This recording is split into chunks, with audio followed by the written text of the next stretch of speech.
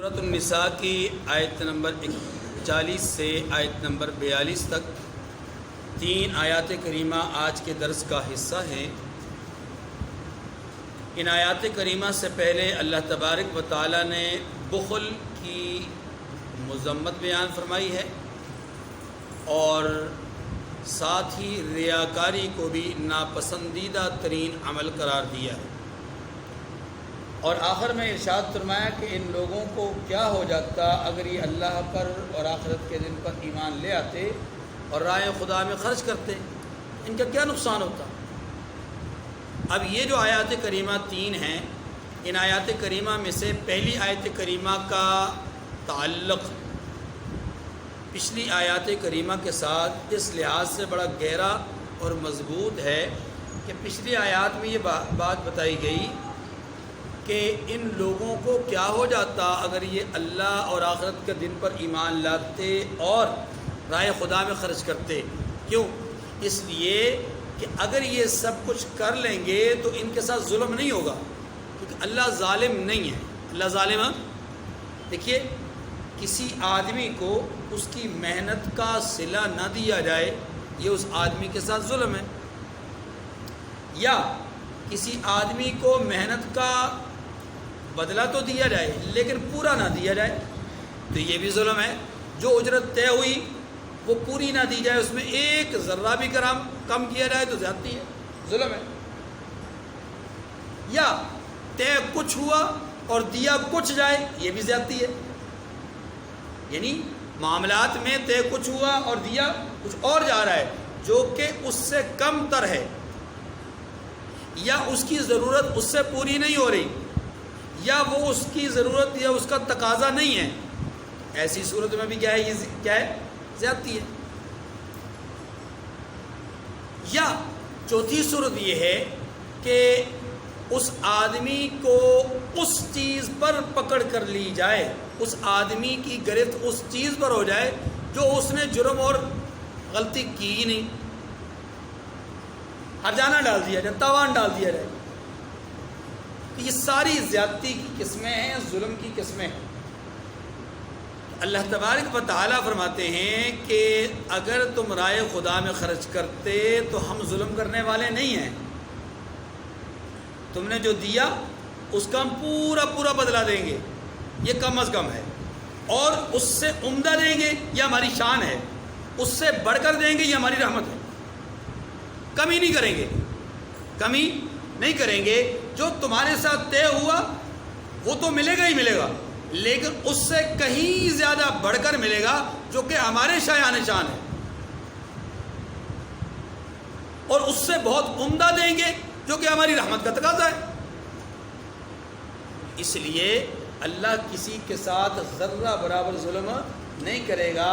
کاش کہ لوگ اس بات کو سمجھیں اور ایمان لائیں آخرت کے دن پر اور اللہ کی ذات پر اور راہ خدا میں خرچ کریں۔ اب تعلق سمجھ میں آ گیا جی؟ اب اگلی آیات کریمہ کو سمجھنے سے پہلے یہ سمجھیے گا کہ اللہ تبارک و تعالیٰ نے اس کائنات میں انسان کو اور جنات کو، انسانوں کو اور جنات کو پیدا کیا ہے اپنی عبادت اور اپنی طاعت کے لیے۔ کس کے لیے؟ اپنی عبادت اور وَمَا خَلَقْتُ الْجِنَّ وَالْإِنسَ إِلَّا لِيَعْبُدُونَ۔ اس عبادت کے حصول کے لیے اللہ کے حکموں کو پورا کرنا اور وقت کے نبی کے اشاروں اور سنتوں اور طریقوں پہ چلنا اصل عبادت ہے۔ اصل عبادت کیا ہے؟ اللہ کے حکم کو پورا کرنا، وقت کے نبی، میں لفظ کہہ رہا ہوں، وقت کے نبی کی پیروی کرنا، یہ ہے اصل عبادت۔ یہ ہے امت محمدیہ، چونکہ آخری امت ہے اور اس کی طرف مبعوث ہونے والے نبی جناب محمد رسول اللہ صلی اللہ علیہ وسلم المکی المدنی، آپ آخری نبی ہیں۔ آپ ہر اعتبار سے، ہر سطح سے، جس زاویہ نظر سے دیکھا جائے، نبوت کے وصف کو اللہ نے ذات محمد پر مکمل فرما دیا۔ جو بھی نبوت کا معنی لیتا ہے وصف کمال کے اعتبار سے، اچھائی کے اعتبار سے، خوبی کے اعتبار سے، نبوت کے اندر جو جو اوصاف سمجھتا ہے وہ تمام اوصاف نبوت اللہ نے محمد رسول اللہ صلی اللہ علیہ وسلم نے میں بدرجہ اتم اور بدرجہ کمال رکھے ہیں. اس لیے آپ خاتم النبیین ہیں، خاتم المعصومین ہیں، خاتم المرسلین ہیں اور خاتم الانبیاء. آپ صلی اللہ علیہ وسلم کی بعثت مبارکہ کے بعد اب کسی طرح کے کسی نبی کا تصور کوئی بھی انسان رکھے گا تو وہ مسلمان نہیں ہوگا، وہ مسلمان نہیں ہوگا، کافر ہوگا. اب جب یہ بات آپ کی سمجھ میں آ گئی تو اب یہ بھی سمجھیے کہ ہر نبی کی اتباع اللہ کے حکموں کی پورا کرنے کے ساتھ یہ کیا کہلاتی ہے؟ عبادت. یہ کیا کہلاتی ہے؟ اب بندہ اس بات کا پابند ہے کہ وہ اپنے خالق اور مالک کی عبادت میں لگا رہے، اپنے خالق اور مالک کی عبادت میں. یہ اس کے ذمہ داریوں میں سے ایک لازم ذمہ داری ہے، اور یہی مقصود ہے. یہی کیا ہے؟ مقصود، مطلوب نہیں، مقصود ہے. مقصود تخلیق انسانیت کیا ہے؟ یعنی انسانوں کی تخلیق سے اللہ کے ہاں مقصود کیا ہے؟ کہ وہ میری بندگی پہ آ جائیں، میری بندگی کریں. اب میں نے عرض کیا کہ بندگی اللہ کے حکموں کو ماننے اور اس کے نبی اور رسول کی اتباع کرنے میں ہے. لیکن نبی اور رسول وہ جو اس امت کے نبی ہوں، اس امت کے کسی اور نبی کی پیروی کرنا یہ بندگی نہیں ہوگی. آج اگر کوئی آدمی اس امت میں رہتے ہوئے جناب موسیٰ، جناب عیسیٰ، جناب داؤد، جناب زکریا علیہ السلام میں سے کسی یا کسی اور نبی کی پیروی کرتا ہے اور ان کے نقش قدم پر زندگی گزارنے کی کوشش کرتا ہے اپنے تئیں، حالانکہ ان کی مکمل سیرت اور مکمل اسوہ حسنہ محفوظ ہی نہیں ہے، لیکن اگر کوئی آدمی دعویٰ کر کے اس پر عمل کرنے کی کوشش کرے گا تو وہ بندگی پر قائم نہیں ہوگا. اس لیے کہ بندگی کے لیے لازم ہے کہ اللہ کی مانی جائے اور وقت کے نبی کی اتباع کی جائے. تو چونکہ وقت کے نبی حضور علیہ السلام ہے. اچھا، اب جب یہ بات آپ کی سمجھ میں آ گئی ہے تو تھوڑا سا آگے چلتے ہیں. پچھلی امتوں میں اور آخری نبی کی امت میں جو فرق اور جو امتیاز اور درجات کے اعتبار سے تفاوت ہے وہ ہم سورہ آل عمران میں پارہ نمبر 4 کی ابتدا میں پڑھ چکے ہیں کہ کنتم خیر امت اخرجت للناس تأمرون بالمعروف وتنہون عن المنکر. وہاں تفصیل سے پڑھ چکے افضلیت اور فضیلت امت محمدیہ. یہاں جس بات کو سمجھنا ہے وہ یہ سمجھیے کہ قیامت کا دن ہے، اس بندگی کے بارے میں سوال ہوگا. اس بندگی کے بارے میں سوال ہوگا کہ اے میرے بندے، کیا تو نے میری بندگی کی؟ بندہ اگر جواب دیتا ہے کہ پروردگار میں نے بندگی کی، تو خالق کائنات اس بندے کے اعمال نامے پر، اس کی سیرت پر، اس کے کردار پر جب اللہ تبارک و تعالی نظر فرمائیں گے، اللہ تبارک و تعالی کے سامنے اس کے اعمال نامے ہوں گے، تو اب کیفیت یہ ہوگی کہ یا تو وہ ایسا فرد ہوگا جسے بلا حساب کتاب اللہ کی طرف سے فیصلہ سنا دیا جائے، جا جنت میں، تیری بندگی ہمیں منظور. یا وہ ایسا بندہ ہوگا کہ جس کی بندگی سے اللہ 100% ناراض، حکم الہی ہوگا اسے اٹھاؤ جہنم میں پھینک دو. یہ نہیں چاہیے، ہم اس سے کوئی بات نہیں کرنا چاہتے. ہم اس سے کوئی بات پہلے سے حساب کوئی نہیں لینا چاہتے، اس سے بات کوئی نہیں کرنا چاہتے. اور بہت سارے وہ ہوں گے کہ جنہیں کٹہرے میں کھڑا کیا جائے گا، پوچھا جائے گا عمر کہاں گزاری، علم کے ساتھ کیا کیا، دولت کے ساتھ کیا کیا، اپنی صلاحیتوں کے ساتھ کیا کیا، اللہ کی دی ہوئی نعمتوں کی قدر کی نہیں کی. یہ سوالات مختلف قسم کے. اب ان تمام چیزوں کے تناظر میں بہت سارے بندے وہ ہوں گے جو کچھ نہ کچھ چیزوں کو قبول کریں گے، کچھ چیزوں کے حوالے سے گردن ہلا دیں گے کہ نہیں یہ نہیں کیا، یہ کیا، یہ نہیں کیا، یہ گناہ سرزد ہوا، یہ نہیں ہوا، یہ غلطی کی، یہ غلطی نہیں کی. بات سمجھ رہے نا؟ وہاں معاملات کچھ اس طرح کے ہوں گے، پین پین ہوگا، کہیں قبولیت ہوگی، کہیں انکار ہوگا. اب اس قبولیت اور انکار کے نتیجے میں پھر ضروری ہے کہ ایک آدمی اگر انکار کر رہا ہے تو اس کے انکار کے خلاف گواہی لائی جائے، گواہ حاضر کیے جائیں، گواہ حاضر کیے جائیں. اللہ تبارک و تعالیٰ نے یہ جو آنے والی 2 آیات کریمہ ہیں، آیت نمبر 41 اور 42، اس میں اسی نقشے کو سامنے رکھا ہے. اسی نقشے کو، یہ پس منظر میں نے سارا اس لیے بیان کیا تاکہ آپ کو آیت کریمہ سمجھ، وہ نقشہ سامنے رکھا. نقشہ کیا ہے؟ اب سنیے. نقشہ یہ ہے کہ رحمت کائنات صلی اللہ علیہ وسلم کے بارے میں اللہ تعالیٰ یہاں پر ایک بشارت سناتے ہیں، اور وہ بشارت یہ ہے کہ قیامت کا دن ہوگا، ہر نبی اپنی امت پر گواہی دیں گے. کس بات کی؟ کہ پروردگار ان سے سوال ہوگا کہ کیا آپ نے اپنی امت تک ہمارے پیغام کو پہنچایا؟ جواب دیں گے یا اللہ پہنچا دیا. امتوں سے پوچھا جائے گا، امتیں جواب دیں گی نہیں پہنچایا. نبی کہیں گے پہنچایا، امتیں کیا کہیں گی؟ نہیں پہنچایا. اب معاملہ تو ہو گیا اختلاف کا، کہیں اقرار کہیں انکار، کہیں دعویٰ کہیں پر انکار. اب اس صورت میں اللہ تبارک و تعالیٰ ان انکاریوں پر اور ان اقراریوں کی حمایت میں اللہ تبارک و تعالیٰ گواہ مقرر کریں گے. اور وہ گواہ کون ہوں گے؟ یہاں پر جس شخصیت کو، جس ذات عالی کو بطور گواہ کے پیش کیا جائے گا، وہ ذات عالی جناب محمد رسول اللہ صلی اللہ علیہ وسلم کی ذات ہے. آپ سے پوچھا جائے گا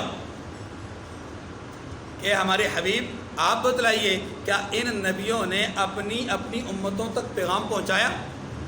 اللہ کے رسول فرمائیں گے یا اللہ پہنچایا، یا اللہ پہنچایا.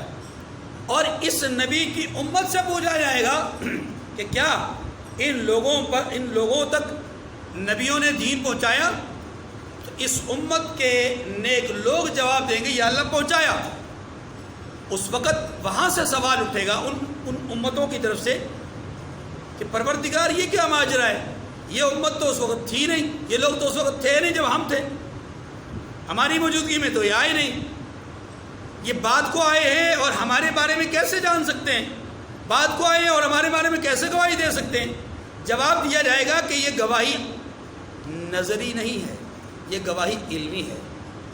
یہ شہادت دیکھنے کی نہیں ہے، رؤیت کی شہادت نہیں ہے کہ دیکھ کر کے گواہی دے رہے ہیں. یہ شہادت ہے علمی، کہ علم ہے ان کے پاس. اور وہ علم کہاں سے آیا؟ کتاب مبین سے. اور یہ کتاب مبین کس پر نازل ہوئی؟ جناب رحمت للعالمین پر. اور جناب رحمت للعالمین کے بعد یہ کتاب کہاں سے آئی؟ یہ گواہی کہاں سے آئی؟ اللہ کی طرف سے جو کہ رب العالمین ہے. ٹھیک ہے جی. تو قیامت کے دن جس بندگی کا سوال ہوگا ساری امتوں سے، ان امتوں کی طرف سے انکار اور نبیوں کی طرف سے اقرار کے نتیجے میں اس امت کے انسان یعنی امتوں پر گواہی دے گی اور نبیوں کی گواہی دے گی. اتنی بات سمجھ گئی جی. اب اگلی بات بھی سمجھ لیجئے کہ یہ جو آخرت کا جو منظر نامہ ہے، اس منظر نامے میں صرف ایک گواہ نہیں ہے، بلکہ قرآن مجید کا تتبع کیا جائے، قرآن مجید کا مطالعہ کیا جائے، قرآن پاک کو دیکھا جائے تو ہمیں پتہ چلتا ہے کہ قرآن پاک میں ایک سے زیادہ گواہ موجود ہیں. مثال کے طور پر قرآن پاک یہ کہتا ہے کہ قیامت کے دن انسان جب اپنے گناہ کے حوالے سے انکار کرے گا تو خالق کائنات اس دن گواہی کے لیے اس زمین کے ٹکڑے کو پیش فرمائیں گے جس جگہ پہ گناہ ہوا ہے. یومئذ تحدث اخبارها بان ربک اوحی لها. یہ سورۃ الزلزال ہے، آیت نمبر اس کی 5 ہے، اس میں 5 اور 6. اس میں اللہ تبارک و تعالیٰ نے کیا ارشاد فرمایا کہ اس دن زمین اپنی تمام تر جو خبریں ہیں ان تمام خبروں کو ظاہر کرے گی. کیوں؟ اس لیے کہ اس کے رب کا اس کو حکم ہے، اس کے رب کا اس کو حکم ہے. وہی ہے کہ آج آپ نے اپنے اوپر ہونے والے تمام جرائم، وہ مینار پاکستان میں ہوا یا وہ اسلام آباد کی دھرتی میں ہوا،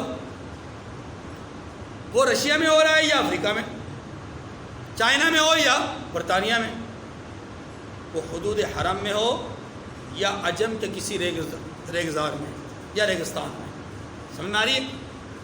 جو گناہ جہاں ہو رہا ہوگا اگر اس گناہ کو تسلیم کر لیا گیا تو ٹھیک، نہ تسلیم کیا گیا تو زمین گواہی دینے کے لیے کھڑی ہو جائے گی، زمین گواہی دے گی کہ میرے وجود پر یہ گناہ ہوا۔ میری بات سمجھ؟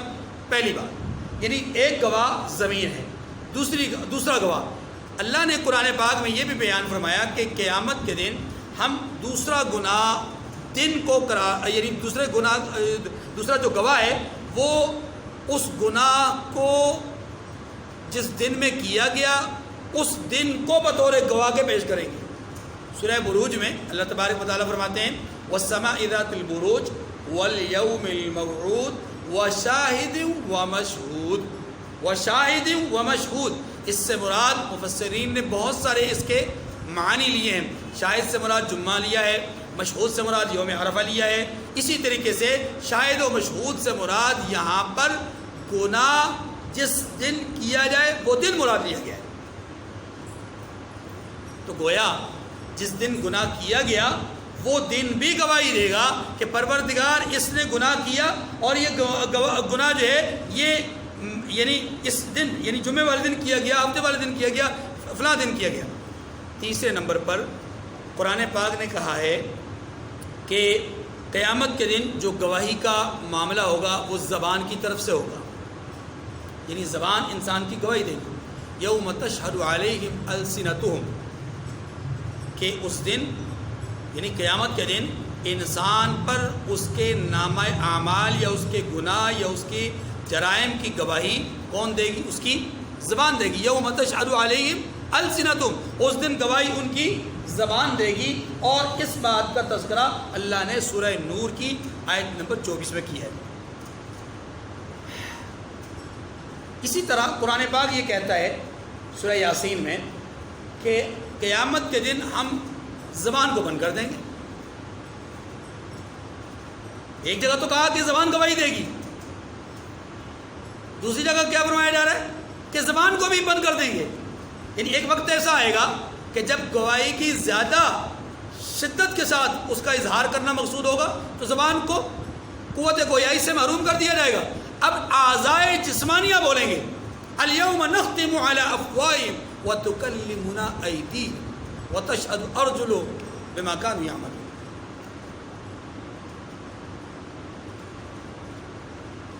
آج ہم ان کے منہوں پر مہر لگا دیں گے اور ان کے ہاتھ اور ان کے پاؤں بولیں گے، یعنی اعضائے جسمانیہ بولیں گے۔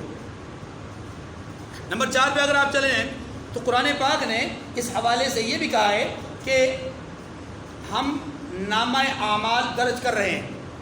سورہ کہف میں اللہ تبارک و تعالیٰ نے اس بات کو بیان کیا ہے، وَوُضِعَ الْكِتَابُ فَتَرَى الْمُجْرِمِينَ مُشْفِقِينَ مِمَّا فِيهِ وَيَقُولُونَ يَا وَيْلَتَنَا مَا لِهَذَا الْكِتَابِ لَا يُغَادِرُ صَغِيرَةً وَلَا كَبِيرَةً إِلَّا أَحْصَاهَا۔ قیامت کے دن دفتر اعمال بچھا دیا جائے گا، رکھ دیا جائے گا، سامنے لایا جائے گا، اور دفتر اعمال میں مجرمین کے تمام جرائم سامنے آیا ہوں گے۔ اس وقت مجرمین اپنے جرائم کو اور اپنی غلطیوں کو، اپنی کوتاہیوں کو دیکھنے کے بعد کیا کہیں گے؟ ما لِهَذَا الْكِتَابِ لَا يُغَادِرُ صَغِيرَةً وَلَا كَبِيرَةً۔ اس کتاب کو کیا ہو گیا؟ یہ جو دفتر اعمال ہے اس کو کیا ہوا کہ نہ تو اس نے کوئی چھوٹا گناہ چھوڑا، نہ اس نے کوئی بڑا گناہ چھوڑا، اس نے تو ہر چیز کو درج کر رکھا ہے۔ تو یہ بھی قیامت کے دن اعمال پہ یا گناہوں پہ ایک گواہ ہے۔ 5ویں نمبر پر، 6 نمبر پر ایک گواہ وہ ہیں جن کو ہم جانتے ہیں کرامن کاتبین کے اعتبار سے۔ نمبر 6 پہ کرامن کاتبین، قرآن پاک نے سورہ انفطار میں اس بات کا تذکرہ کیا ہے، کرامن کاتبین یعلمون ما تفعلون۔ یہ جو دائیں اور بائیں فرشتے ہیں، نیکیاں اور برائیاں لکھنے والے فرشتے، یہ بھی تمہارے اعمال بد پہ گواہی دیں گے۔ اور نمبر 7 پہ اللہ تعالیٰ نے اس آیت کریمہ میں رحمت دو عالم صلی اللہ علیہ وسلم کو بطور گواہ بیان فرمایا کہ قیامت کے دن آپ بطور گواہ پوری کی پوری انسانیت پر آپ گواہی دیں گے۔ یہ 7ویں گواہ ہے، اور 8ویں گواہ خود پروردگار کی ذات ہے۔ یاد رکھیے دنیا کے اندر اللہ کی الوہیت اور توحید کی گواہی شہید اللہ انہ لا الہ الا هو والملائکۃ واولو العلم، دنیا میں اللہ کی الوہیت اور توحید کی گواہی کون دے رہا ہے؟ صاحبان علم۔ اور قیامت کے دن انسانوں کی بدکاریوں، گناہوں، خطاؤں کی گواہی آخر کار کون دیں گے؟ اللہ تبارک و تعالی۔ اور اس بات کو قرآن پاک نے سورہ یونس میں بیان فرمایا ہے، وما تکون فی شأن وما تتلو منہ من قرآن ولا تعملون من عمل الا كنا علیکم الا كنا علیکم، مگر یہ کہ ہم تمہارے اعمال پر خود گواہ ہوں۔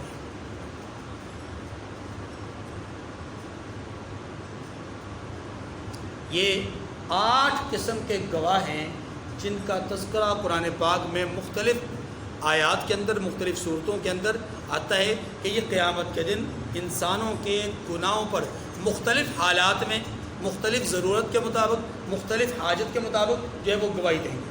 ہر ایک گواہ کی اپنی اپنی حیثیت ہوتی ہے، جہاں جس گواہ سے ضرورت پوری ہو گئی دوسرے گواہ کی ضرورت نہیں۔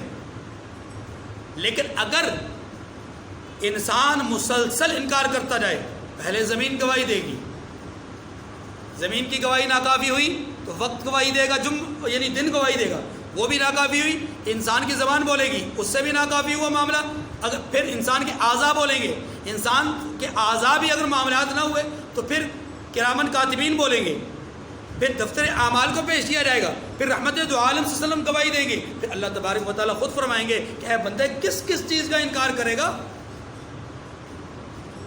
یعنی بتایا یہ جا رہا ہے اس تمام تر گفتگو میں جو عرض کرنا چاہتا ہوں وہ یہ کرنا چاہتا ہوں کہ بندہ اپنے گناہ کو چھپا نہیں سکتا، انسان اپنے گناہ کو چھپا نہیں سکتا،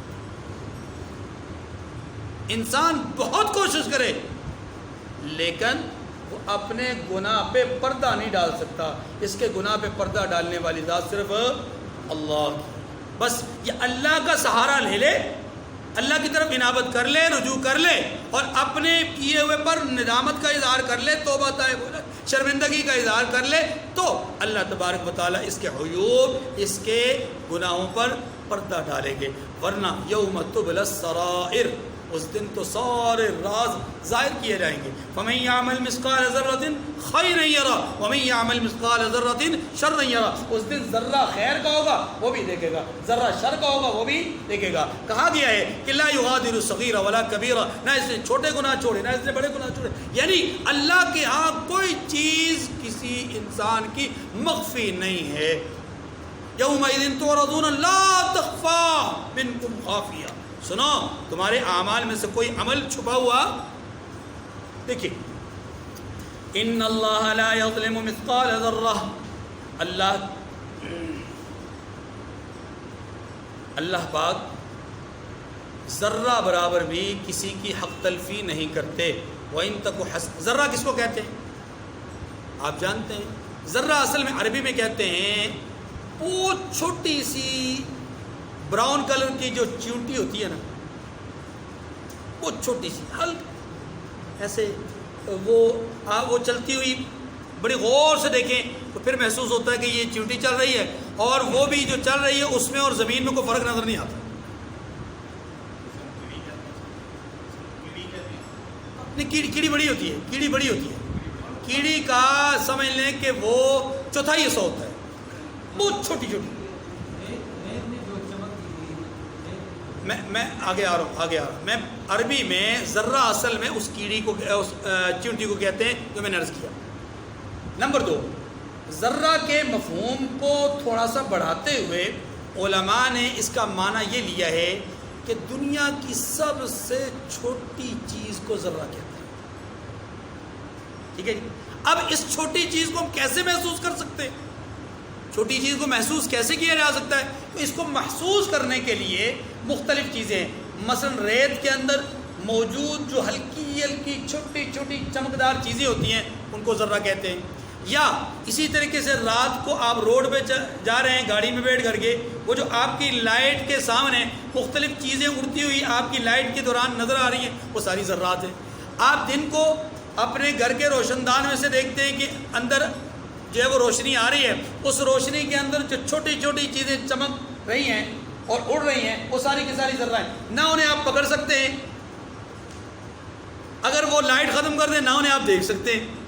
یہ ہے ذرہ، یعنی معمولی ترین چیز۔ اللہ کیا فرماتے ہیں؟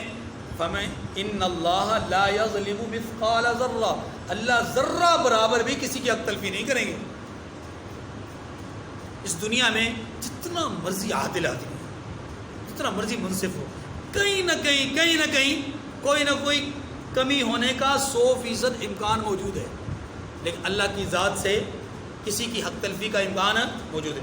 آگے وَإِنَّ حَسَنَةً يُضَاعِفْهَا وَيُؤْتِ مِن لَّدُنْهُ أَجْرًا عَظِيمًا، اور اگر نیکی کی ہوگی تو اس کو دو چند کر دے گا، یعنی ڈبل کر دے گا، دوہرا کر دے گا، دگنا کر دے گا۔ مِن لَّدُنْهُ أَجْرًا عَظِيمًا، اپنے ہاں سے اجر عظیم بخشے گا۔ اگر نیکی دیکھیں، اگر غلطی کی، اس غلطی پر مواخذہ بس اتنا ہی جتنا مواخذہ ہونا چاہیے، اس سے زیادہ نہیں، لیکن اگر نیکی کی تو نیکی کے اوپر اللہ اپنی طرف سے اجر عظیم نصیب فرمائیں گے، اور نیکی کرنے میں بھی زیادتی نہیں ہوگی۔ کیا مطلب؟ یعنی نیکی کا صلہ دینے میں بھی زیادتی اور ظلم نہیں ہو۔ آگے فَكَيْفَ إِذَا جِئْنَا مِن كُلِّ أُمَّةٍ بِشَهِيدٍ وَجِئْنَا بِكَ عَلَى هَؤُلَاءِ شَهِيدًا، بھلا اس دن کیا حال ہوگا جب ہم ہر امت میں سے احوال بتلانے والے کو بلائیں گے، گواہی دینے والے کو بلائیں گے، یعنی ہر امت میں سے ان کے نبی کو بلائیں گے۔ اللہ اکبر۔ وَجِئْنَا بِكَ عَلَى هَؤُلَاءِ شَهِيدًا، اور آپ کو ان لوگوں کا حال بتانے کے لیے گواہ طلب کریں گے، یعنی آپ ان سب کے اوپر گواہ ہوں گے۔ یہی میں نے عرض کیا کہ نمبر 7 رسول اللہ صلی اللہ علیہ وسلم کی ذات عالی، آپ بھی گواہ ہیں۔ 8 گواہ میں نے عرض کیے۔ اچھا جی، یومئذ یود الذین کفروا وعصوا الرسول، اتنا ہولناک دن ہوگا، اتنا ہولناکی کا دن ہوگا۔ ان ساری گواہیوں کے بعد کافر اپنے کیے پر اتنا پچھتائے گا کہ اب اسے نظر آ جائے گا 100% کہ بچاؤ کا کوئی امکان نہیں، کوئی صورت نہیں۔ اس وقت حسرت کرے گا۔ کیا کرے گا؟ حسرت، تمنا، آرزو کرے گا۔ اس تمنا اور آرزو کا ذکر ہے۔ فرمایا یومئذ یود الذین کفروا وعصوا الرسول، اللہ اکبر، اس روز کافر اور پیغمبر کے نافرمان آرزو کریں گے۔ یہ 2 الگ الگ لفظ ہیں، ایک کافر اور ایک پیغمبر کے نافرمان۔ اس کا مطلب یہ ہوا کہ کافر بھی اور وہ لوگ بھی کہ جن کی نافرمانیوں کی وجہ سے ان کے لیے جہنم لکھ دی گئی۔ وعصوا الرسول، وہ نافرمان لوگ جو اپنے نبی کی نافرمانی کرتے رہے اور ان کے لیے جہنم لکھ دی گئی۔ آج دم تو ہم بھر رہے ہیں شان رسالت کے ساتھ تعلق کا، نسبت کا، لیکن ہمارے اعمال ان کی ذات سے بالکل مختلف ہیں، ان کی سنت سے بالکل ہٹے ہوئے ہیں۔ تو نافرمانی اور کیا ہے؟ نافرمانی یہی تو۔ وعصوا الرسول، کافر لوگ تمنا کریں گے اور رسول کے، پیغمبر کے نافرمان اس بات کی تمنا کریں گے۔ کس بات کی؟ کہ لو تسوا بہم الارض، کاش کہ زمین ان کے برابر کر دی جائے۔ کیا مطلب؟ اس کا مطلب یہ ہے کہ جو قرآن پاک نے سورہ نبا کے بالکل آخر میں کہا کہ قیامت کے دن کافر کیا کہے گا؟ یا لیتنی کنت ترابا، اے کاش کہ میں مٹی بنا دیا جاتا۔ یہ اسی تمنا اور آرزو کو ایک اور انداز میں بیان کیا گیا کہ مٹی تو نہیں بنایا گیا، مٹی تو بنایا نہیں گیا، اب مٹی کر دیا جاؤں۔ مٹی کے ساتھ مٹی کا مطلب یہ ہے کہ جیسے مٹی ہموار ہو گئی اور اس سے کوئی پوچھ گچھ نہیں، مجھے بھی مٹی کے ہموار کر دیا جائے، پوچھ گچھ کوئی بھی نہ ہو۔ لیکن یہ حسرت کی رہی، دل میں حسرت ہے۔ لو تسوا بہم الارض، کاش کہ انہیں زمین میں مٹی کے برابر کر دیا جائے۔ اللہ کیا فرماتے ہیں؟ سزا سنیں۔ ایسے تمام لوگ جو کفر کرتے ہیں اور اللہ کے رسول کی نافرمانی کرتے ہیں، ان کے حوالے سے اللہ کا اٹل فیصلہ کیا ہے؟ وَلَا يَكْتُمُونَ اللَّهَ حَدِيثًا، انتہائی سخت جملہ ہے۔ جیسے کسی آدمی کے لیے سب سے بڑی نعمت کیا ہے؟ اللہ کی رضا۔ سب سے بڑی نعمت کیا ہے؟ اللہ کی رضا۔ تو یہ وَلَا يَكْتُمُونَ اللَّهَ حَدِيثًا یہ بالکل اس کی ضد ہے۔ دیکھیں ایک آدمی اگر آدمی سے ناراض ہو تو کیا کرتا ہے؟ سب سے پہلا کیا کام کرتا ہے؟ بات چیت بند کر دیتا ہے۔ جب کوئی آدمی کسی سے ناراض ہوتا ہے تو سب سے پہلا کام کیا کرتا ہے؟ بات چیت بند کر دیتا ہے۔ اللہ نے اسی کا اظہار کیا کہ میں ناراض ہوں اور میری ناراضگی کی یعنی ابتدا یہ ہے، میری ناراضگی کی ابتدا یہ ہے کہ میں تم سے بات نہیں کروں گا۔ وَلَا يَكْتُمُونَ اللَّهَ حَدِيثًا، اور اللہ کوئی بات اللہ سے کوئی چھپا نہیں سکتے، لہذا اللہ تبارک و تعالیٰ ان سے کوئی بات نہیں کریں گے اور نہ ہی نظر رحمت فرمائیں گے اور نہ ہی ان کے لیے مغفرت کا پروانہ جاری ہوگا، جیسا کہ حدیث مبارکہ میں آتا ہے۔ ٹھیک ہے، تو یہاں پر کہا گیا وَلَا يَكْتُمُونَ اللَّهَ حَدِيثًا، یہ اللہ سے کوئی بات چھپا نہیں سکتے۔ یعنی گواہیوں کا جو سلسلہ میں نے عرض کیا، اتنے سارے گواہوں کے ہوتے ہوئے کیسے کس انداز میں اپنے گناہ کو چھپانے کی کوشش کریں گے؟ یہ چھپا نہیں سکتے۔ اس لیے اللہ فرماتے ہیں کہ ایسے لوگ پھر قیامت کے دن اللہ کی رحمت سے، نظر رحمت سے اور عنایت شفقت سے اور اللہ کے کلام سے کیا ہو جائیں گے؟ محروم ہو جائیں گے۔ اللہ تعالیٰ مجھے اور آپ کو ہر قسم کی دنیاوی اور اخروی محرومیوں سے بچائے اور اپنے لطف، اپنے کرم، اپنے عنایات اور اپنے بخشش اور اپنی عطاؤں سے دنیا میں بھی اور آخرت میں بھی مالا مال فرمائے۔ وآخر الدعوانا ان الحمد للہ رب العالمین۔